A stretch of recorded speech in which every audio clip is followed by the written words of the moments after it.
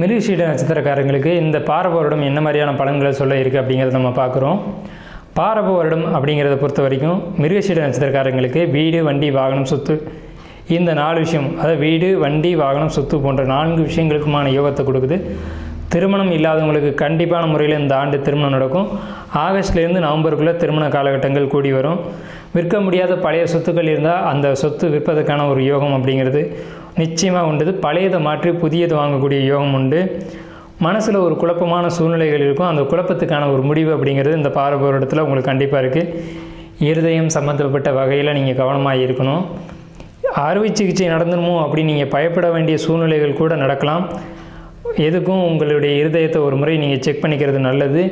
தலைவலி, தூக்கமின்மை போன்ற பிரச்சனைகள் ஏற்படலாம். தூக்கம் இல்லாததுனால உங்களுக்கு தலை சம்மந்தப்பட்ட பிரச்சனைகள் வரும். தலை போன்ற பிரச்சனைகள் தான் உங்களுக்கு அதிகமாக இருக்குது. சொந்த வீடு இருக்குது. சொந்த வீட்டில் கோர்ட்டு கேஸு இதெல்லாம் ஏற்படக்கூடிய சூழ்நிலைகள் இருக்கும். நீர் கோர்த்துக்கிட்டு அதனால் ஏற்படக்கூடிய பிரச்சனைகள் உருவாகலாம். வீடு பழுது பார்க்கக்கூடிய ஒரு அமைப்பு இந்த ஆண்டு பாரப வருடத்தில் வரும்.